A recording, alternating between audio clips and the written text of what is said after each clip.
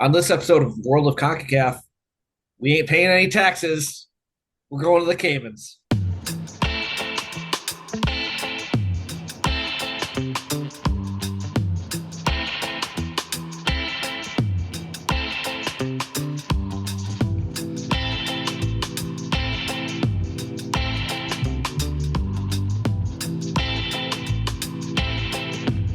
What is up, everybody? It's been a minute. Welcome to the World of CONCACAF podcast. I'm Eric Schmitz. And I'm Donald Wine. And you got me, you got Donald. Unfortunately, Jonathan's a little under the weather when we decided to record for the first time in too long. But Donald, how are you feeling? I feel good. It's kind of calmed down. We had a nice busy summer of soccer. You were Very everywhere. I everywhere. was also everywhere, but not with you, which is very weird, Sad. but very sad as well. I imagine maybe September question mark, October question mark, November question mark. We will figure it out. I can't go too much longer without seeing my boy. Yeah. So there's that. Yes, but we get to see each other on the screen here and talk to Right. you. Unfortunately, Jonathan was under the weather, couldn't record with us, but we are going to talk about an island that, well, islands that are near and dear to our hearts. It's honestly, like one of the best away trips that I've had. Um, Technically away, not really. It was a weird one. We'll get into It it, was a but neutral away, neutral it was a site away. neutral away because CONCACAF has the greatest competition on the face of the planet. We have a neutral way to talk about. Um, To be fair, it yeah, was also a domestic. I guess it was an away trip for us because we got to see the home team play separately.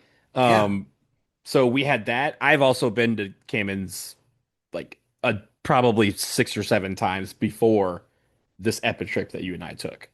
yes. So we'll talk about the trip, but I think we need to get some background. So tonight's CONCACAF laser focus is the Cayman Islands.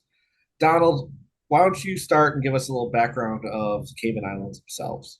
Yeah, so it's a British overseas territory. It is actually the largest one by population in the British Empire, and it has the highest standard of living in the Caribbean and one of the richest per capita countries on the planet. I will talk about that in a little bit.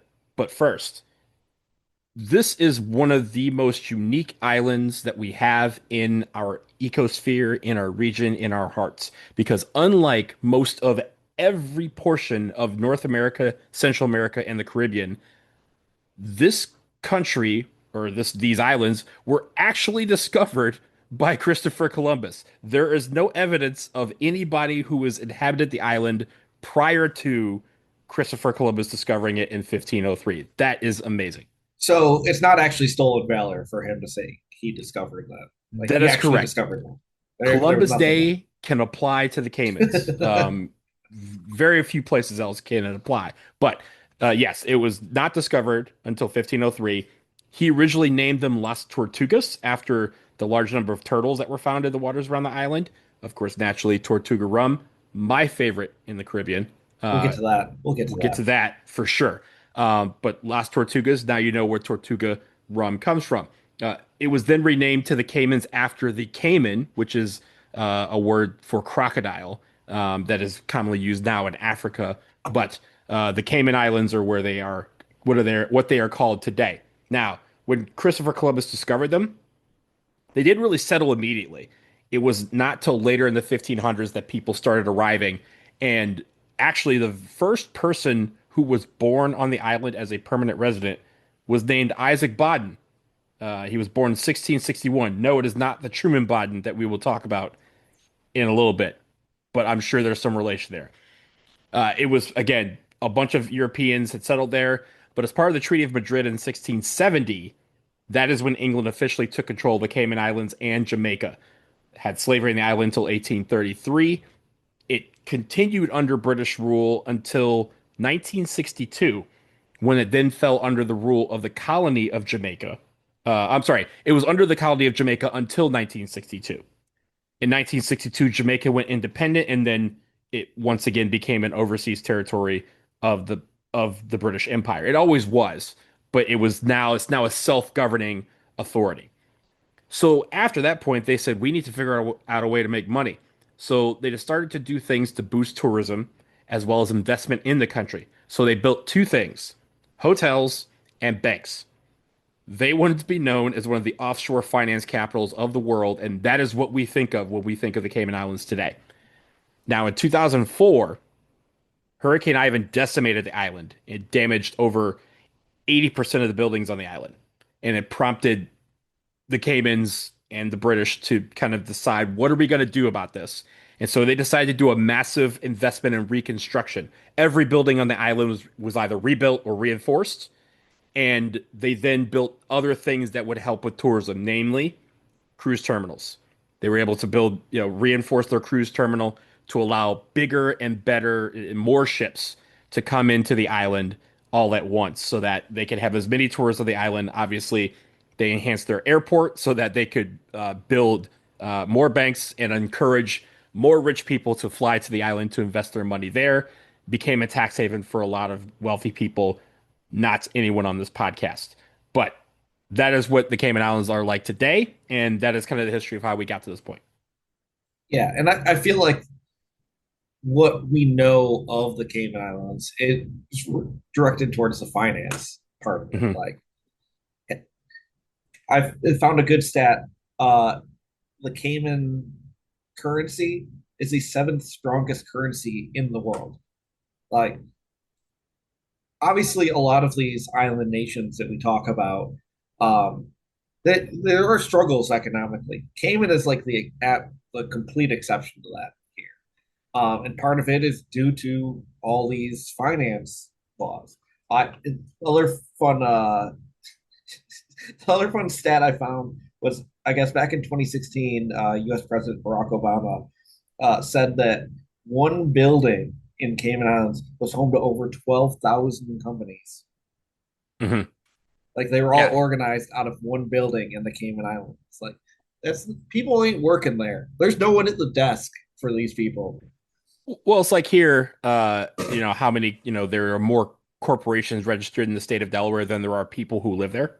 Yeah, So there's that. But also, you mentioned how rich they are. I believe the average that, per capita, the GDP is $93,000 per person per year, yeah. which is a lot of money. And especially when you're living on an island. Now, I will say this, That's as you that's not an know, that's an average. there's an average that's not Not the a medium.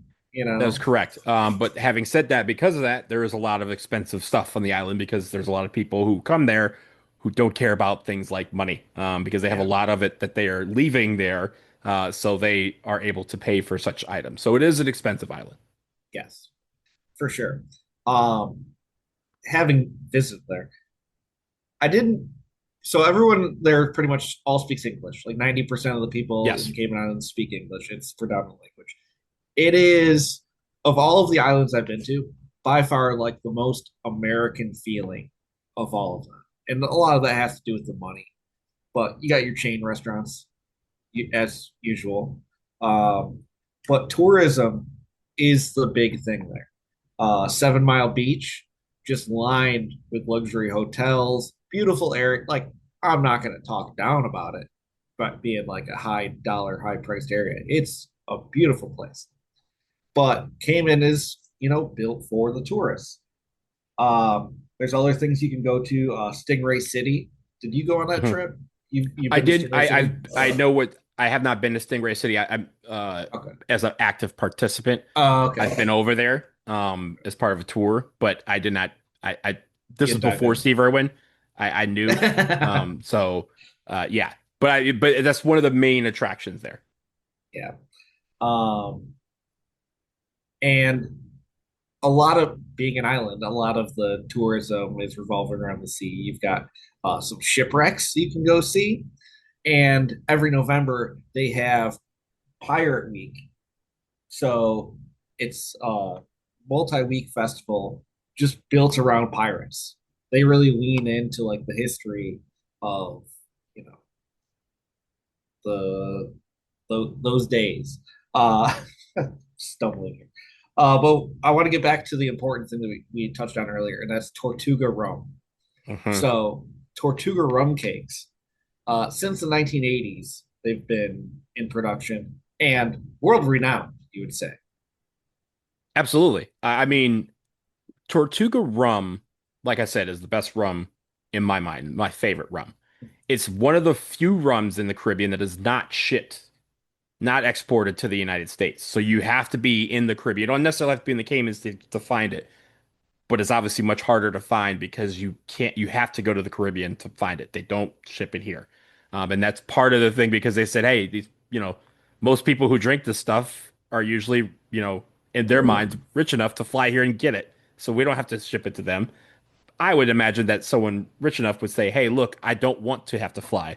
I will pay enough money that you send me a lot of it and then we can, distribute it here in the United States. But they have not gotten to that point yet. But Tortuga rum cakes are found everywhere. They're delicious. They have several flavors. If you've been on a cruise ship, Tortuga rum cakes are like the one thing that they will train you to buy before you get off. If you don't buy anything, you will have cruising rum and Tortuga rum cakes. Like those are two external things that most ships have. Yeah. Even if you don't want the cake part of it, the Tortuga rum, absolutely incredible. I was looking through my liquor shelf last week, and I still have a little bit of my bottle of Tortuga Cayman rum from our trip there.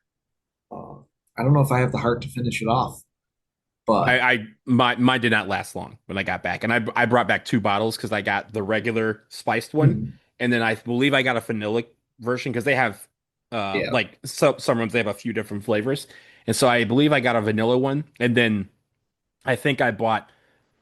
I'm not gonna lie because I also on the trip that we went, my parents came in on a cruise the day after everyone left, so I stuck around for an extra day, got to hang out with my dad in City Center. But we like just went to a Margaritaville and just kind of watched time and watched people watch stuff like that and had some food, and then we went to the Tortuga rum store and I got two bottles. He got two bottles. He got another bottle for my mom who was on the ship and wasn't feeling well, so she didn't come off. And we also probably collectively bought about $750 worth of rum cakes. And I gave it to him because he was like, I have a whole suitcase of stuff. And I was like, I also have stuff, but like I don't have enough room for, $350 worth of rum cakes. So he took a bunch back with him and I reclaimed them later. But like again, I think I probably left with about like 15 or 20 of the like little tiny ones, like the little mini sized ones that you kind of give out as gifts, and then like five or six of the big ones. And I don't think any of those lasted a week once I got home. Like that's how I poured ice cream on it by itself, breakfast, lunch, dinner, like amazing. Yes. It's one of those things, but we we have things around our region where it's like if you go there, you have to get Hmm. it. And for Cayman Islands, Tortuga rum cakes, just number one on the list. Um, I also say real quick the one thing about Tortuga rum and rum cakes that is also awesome is that despite again how wealthy the country is, how wealthy the islands are, and how many people come there, and how much is built around money, they are very reasonably priced.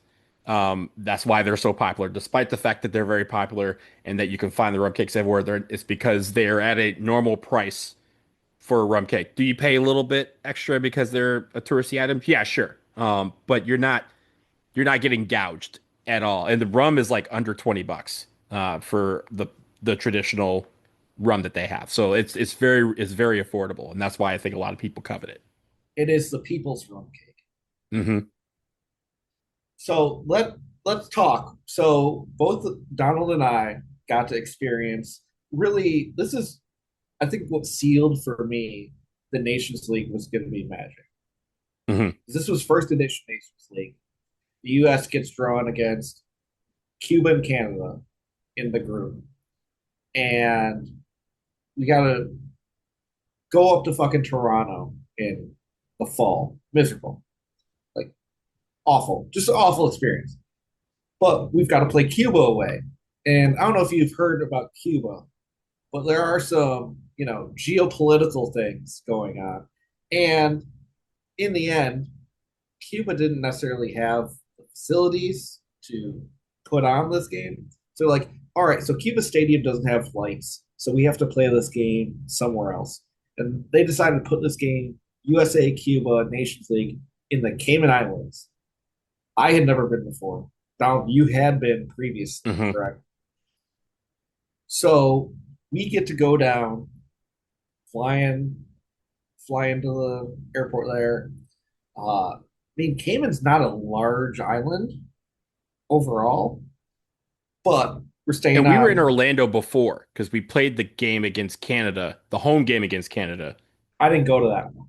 I did. So it was in Orlando, and then like 3 days later or 4 days later was the game in the Caymans. So we met each other in the Caymans. Yes. You went from Nashville, I came from Yeah. Orlando. We got down there just in time to see the home team.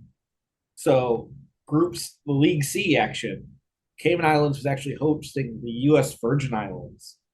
And you don't often get to see a game where combined FIFA rankings are around 400, but we got to see that.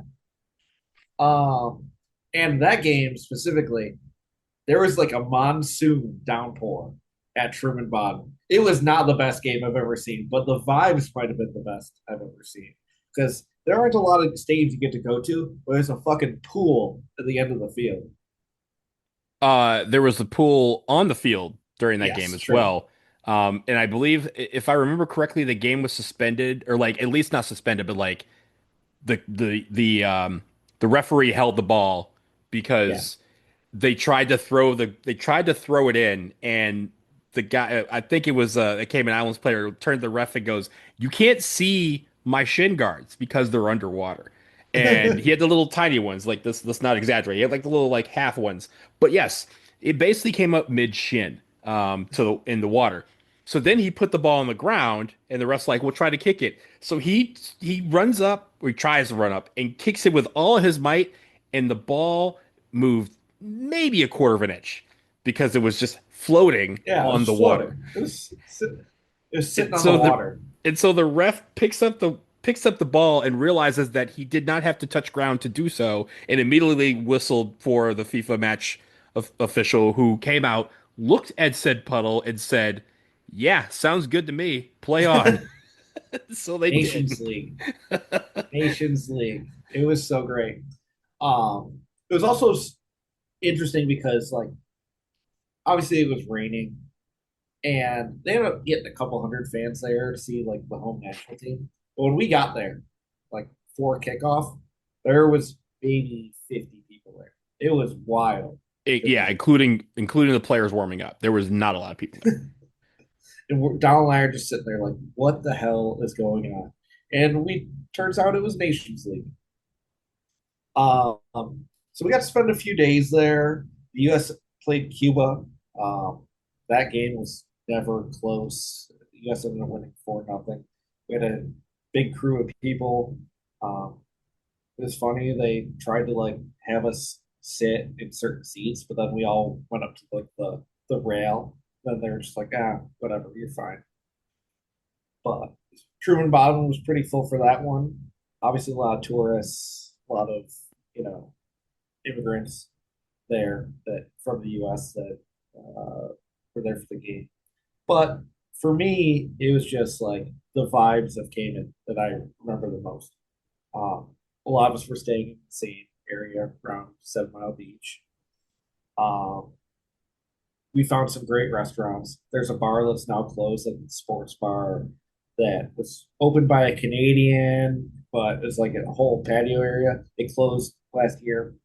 Fortunately, I don't remember the name, but that was cool. But I do remember the name of Coconut Joe's, Hmm. which was incredible. Like we talk about certain places as like vibes being high. I think Coconut Joe's is one of the vibiest places in CONCACAF. The ribs. I remember the ribs. Oh, ribs. I think I stole a rib from you because I had gotten the Yes. chicken, and I stole a rib from you, and I was like, I'm getting the ribs as well. Because we were there. I think we were watching the USL championship final. Um, Yes, yes. There's which this they shitty projection screen that they put Yeah, this which they game randomly on. like, yeah, we can't get this back then. We couldn't get this game on TV in the United States, and they're like, yeah, we can pull that up right now. It's on ESPN, and we're like, wait, what? Like, it's not on ESPN. Where we like how? And so Caribbean ESPN. Caribbean ESPN had it, and so they were able. I think it was on like CBS Sports Network in the United States. But yeah, we were able to watch it, and so since I was like, all right, well, since we're here for another 2 hours, let me also get the ribs, and ribs were delicious. Coconut Joe's, great place. I was also staying at a different hotel from a lot of people, but across the street from my hotel, there was a Pizza Hut, and I ate at Hmm that Pizza Hut 3 times because all 3 times it was fucking incredible. hmm We talk on this podcast, like you listen to this podcast, if you're a longtime listener, if you are a World of CONCACAF fan, you know we speak highly of the chain restaurants in other parts of our region. Cayman Islands Pizza Hut, write it down. Next time you're there, Cayman Islands get it. KFC also very good. I don't think we had that together, No, we did not. but I've had it a dozen times. And yeah, I think again, like you mentioned, it's the one island where there are a lot of chains because again, all these people Very probably have Americanized. very Americanized, but also just like all these companies are, if they want to establish in the Caribbean, they establish there first because they, Yeah, again, tax haven. So yeah. a lot of them also use it as not necessarily test kitchens, but they try out stuff there that so you get some menu items that you may not have in the United States or elsewhere. So it's very cool. But I will say again, the best place that we went to, I thought, was Coconut Joe's, which was not a chain, is a very local divey, hole in the wall Dives. bar. Yeah, Yes. not even. It's like literally a hole in the wall. There was barely a roof. I think we had to go across the street to use the restroom or go outside or something like that of the place to use the restroom. Like it's one of those type of joints, but no frills, all vibes, and we had a great time. As you're just talking, do you remember the pool hall that we went to? I remember it. I don't remember the name. Um, I think we walked in this place. We are like, oh, we'll get a drink here, and we are ordering our drinks. We're looking around. It's like, yeah, we'll do this one and go. yeah, that was a place we kind of walked like Yeah, we were for a walking while. trying. We were trying to find places, and we Keep found talking. that place. I might have saved it on my phone. Yeah, it Um, was it was in like a strip mall down the street from where our hotels were. So we were trying to walk to. I think I was trying to bring everybody to the bar that I was talking about earlier, the sports bar, which was like just along the road. It had this big open patio area, outdoor bar. It was really cool. Closed now. I was trying to drag people to that, and we walked past the strip mall. With I believe that strip mall also had a place called Chicken Chicken that I mhm. went and I tried the chicken. It was delicious chicken. So we went to it was Lone Star Bar and Grill. Okay, Um, that's the sports bar. Yes. that's the sports bar. And R.I.P. then we did Royal Palms Beach Bar is where we had the night before and where we went Oh for my lunch that god, one that night day. before. Yeah. Oh, the most scenic And night then before party in American Outlaws history. yeah. And then we pre-gamed at Mango Tree. So I think Lone Star was the joint that we ended up at. Oh, there's a place called Chelsea's we went to after Coconut That's Grove. it. That That's is the it. that's the pool bar. That yeah, it's cool. Yeah. I'm not talking Peppers. pool. We went I'm to not talking. Peppers. I'm not talking pool as in like swimming pool. Like billiards pool. Billiards, yes. Yes, it's a billiards bar. Yeah, we were there for a hot second because we did that and we were like, maybe we should go back. And I think we ended up getting some because we had just ate, and so the last thing we were was hungry. So what of course we did. I think we stopped by Pizza Hut to see if it was open, and it Oh, wasn't. So we ended up going home. oh, so many things are coming.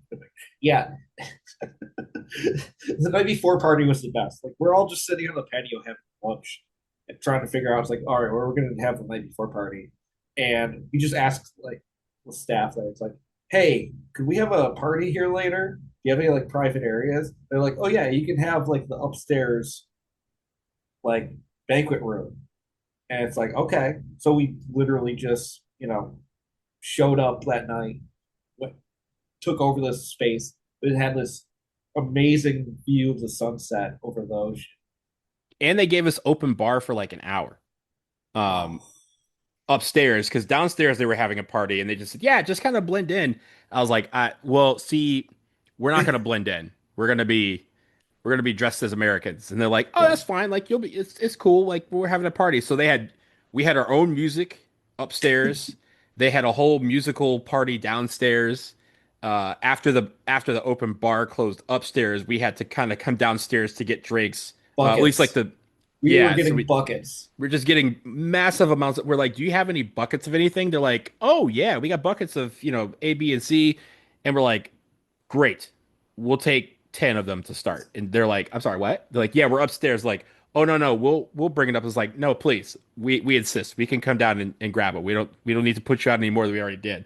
But yeah, all because we just happened, like 20 of us happened to find it as a place to eat lunch, and we just asked, and they said, "Yeah, sure, we'd love to have you." So yeah, I'll see if I can find the picture. But there's a picture of just all of the buckets of drinks yeah, that I yeah. have. Maybe I'll post that on the socials for the people. Also, I think it's in some of our pictures from the place that we were watching, or I'm sorry, we were doing the night before.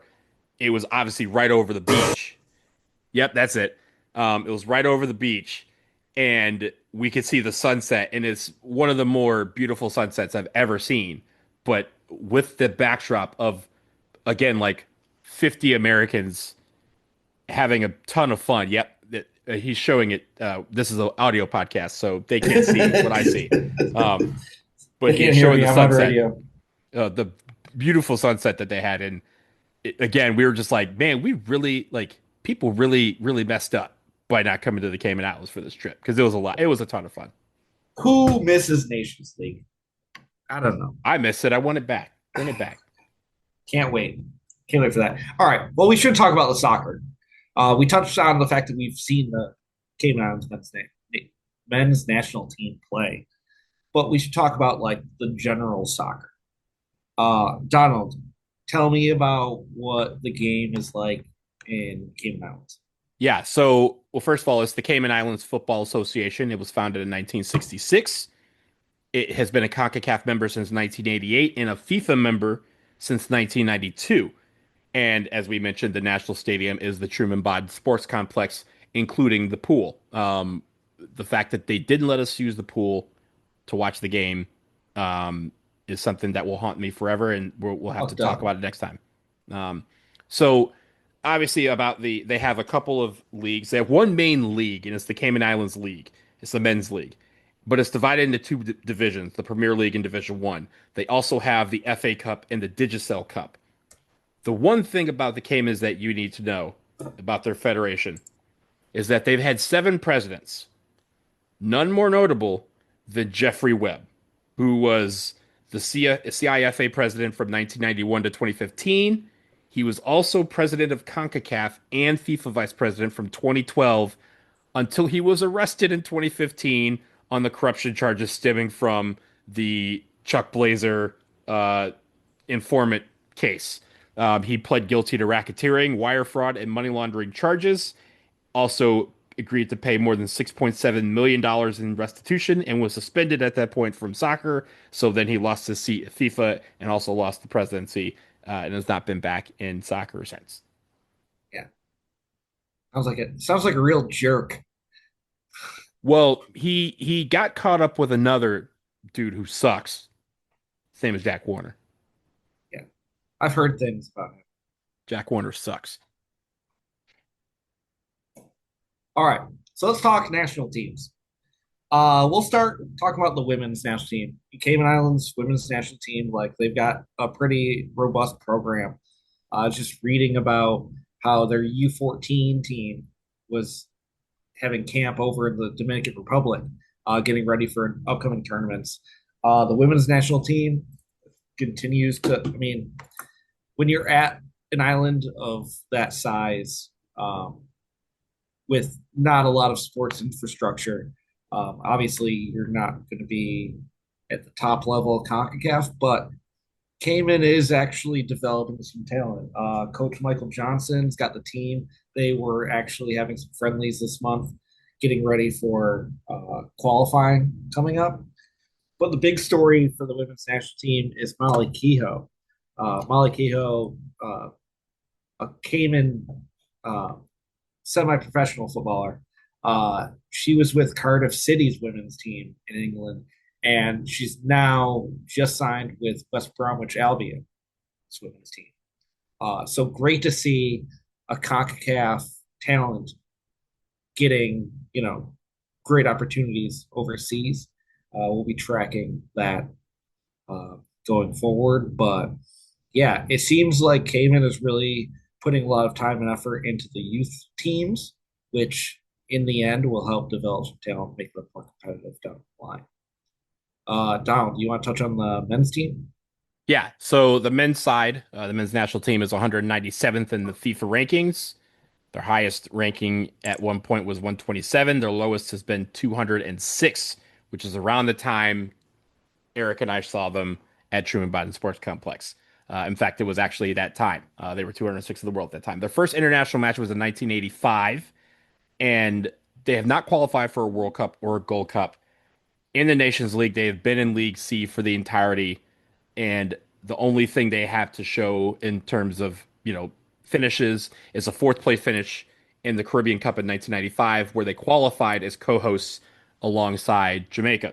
Now, the one thing about their current team right now, they just were eliminated from World Cup qualifying. But the one thing that I believe we touched on back in late May, early June, is that their coach Joey Jap Chong just left. Um, didn't tell anybody he was leaving, but 9 days before they were in those World Cup qualifiers, their coach just left, and Colin Rowe took over for those two matches. The funny thing is if you look up this on Wikipedia, they both have articles, but the problem is there is another Colin Rowe who is no longer living that is linked to this person, and the Joey Jap Chong. You would think there's only one person on this planet who is named Joey Jap Chong. No, there is two, because there is one who is a current player in the Netherlands in an amateur league that has a wiki article. So we still don't have a lot of information as to what transpired that caused their coach to just up and leave. Can't even call it quitting. He just left, went to get milk and never came back. I don't know. But that is the main story around their team right now. But I think again with Nations League, they're hoping to kind of improve their squad to move up into League B at some point. And we wish them the best. Obviously, we want another reason to go back to the Cayman Islands for a soccer game. So Maybe it we does, play Cuba in the Caymans again. and we just play Cayman. We Mhm. could play them too. Yeah, could happen. All right. We'll take a short little break here, but I mean, you know what you're here for. It's real team or fake team coming up a little bit. We'll be right back.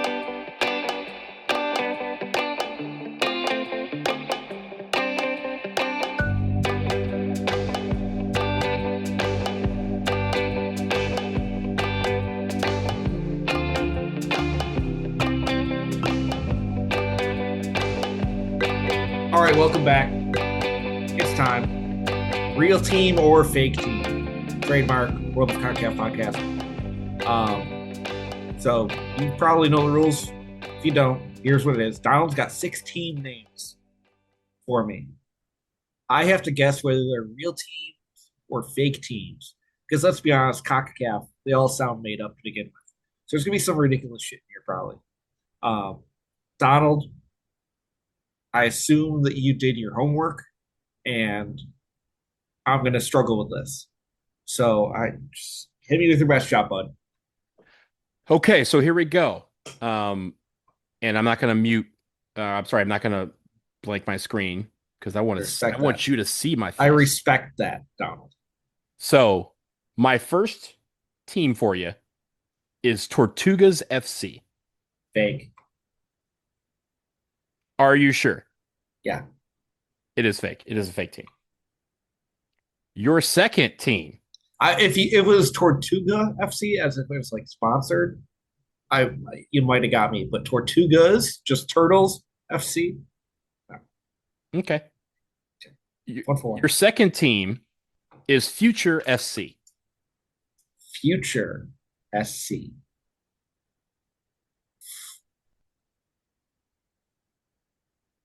I'm going real. Future SC is a real team. They were last in the most recent Premier League. They were relegated to Division One. Doesn't sound like Your, they have a so great future. the future could be bright. We don't know. Um, so your next team is Cayman National Bank SC. Excuse me, SC. Cayman National Bank SC. I'm going fake. They don't need to be sponsoring teams. And they don't. This is a fake team. So Let's go. Let's you go. are 3 for 3. Doing very good here. Your next team is Tigers FC. Tigers. Is spelled like the traditional English way, Tigers. That's correct. S or a Z? S. I think that's fake. Tigers FC is a real team. They were tops in Division One and were promoted to the Premier League. So you are now 3 for 4, still doing very good. Your next I team had a good run. had a good run. Your next team is 345 FC. What? 345. This spelled out or the numbers? The numbers 345 FC. Is that the area code for Cayman Islands? I don't know. 345. That sounds ridiculous. I'm saying it's a real team. It's absolutely ridiculous. Also is a real team. They were Let's go. second in the Premier League last year. Hold on. I'm Googling this right now. 345 area code. Cayman Islands area code. Let's go. There you go. Yep. I wasn't going to answer that because I knew the answer would Dead giveaway. likely give it away. Yeah. Okay. So you are 4 for I'm feeling 5. good right now. 4 for 5. Feeling good. Yeah. Your last team is Latinos FC. Latinos FC.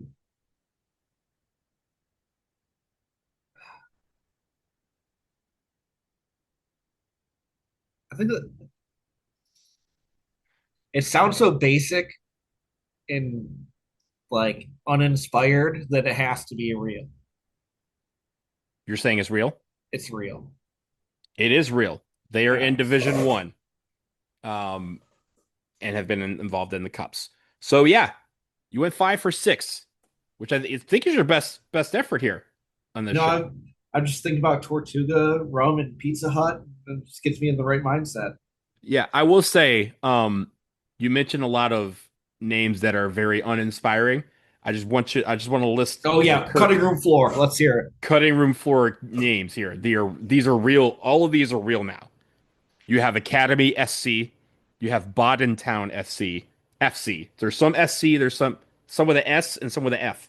So Cayman Bodden Islands Town, contains multitudes. You know. yeah, Bodden Town FC, Cayman Athletic FC, Cayman FC, East End United, Elite SC, FC International, Georgetown SC, Roma United SC. The most successful team in the Caymans is Scholars International FC. There used to be a team, and they just got folded, so I didn't use them.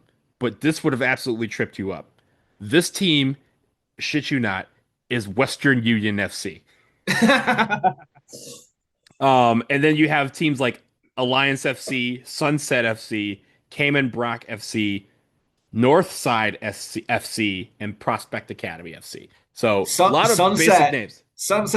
Probably got a badass look to them. Sunset. I don't think I haven't seen their crest, but because I don't think they had a link. But yeah, That West, I had to triple check that Western Union to make sure that they were actually dead, because if not, I was going to throw that in there and you were going to be like, absolutely not. Like, Yeah, that's insane. But we love it. Well, you did good. I guess lucky on a couple of these, but yeah, I I really enjoyed my time in Cayman Islands. Um, I wish I had the means to visit said Cayman Islands more often, but like you said, it's a lot of money floating around there, and I don't necessarily have a lot. But you could change that because we have a Patreon. If you go to patreon.com/podcacaf, POD, you can sign up to support World of CONCACAF podcast. We'll be posting the One More Round bonus episode that will be recording once we complete this there, where you can listen to it. We'll post some other stuff at other times. Comment, give us ideas for what do you want to hear us talk about. We do postcards of the pod episodes, things of that nature. Patreon.com/podcacaf. For just as little as $1 a month, you can support this podcast. You could feed these starving children who need to go to islands. you can give us one wing from KFC. You can give us one shrimp One to shrimp. be on the side of our bacon. Donald, where can people find you? I am on Blue Sky. I'm on Instagram, also on that other app, but I don't really check it, at BlazinDW. All right. And USA Soccer Cast? USA Soccer Cast, and then obviously this one as well. I have a couple others in other sports, but you're here for the soccer, so I'll just plug those. Um, I do highly recommend tuning in. Donald just interviewed Landon Donovan. That was cool. I did, yeah, yeah, it was very cool. Hopefully more to come on that front.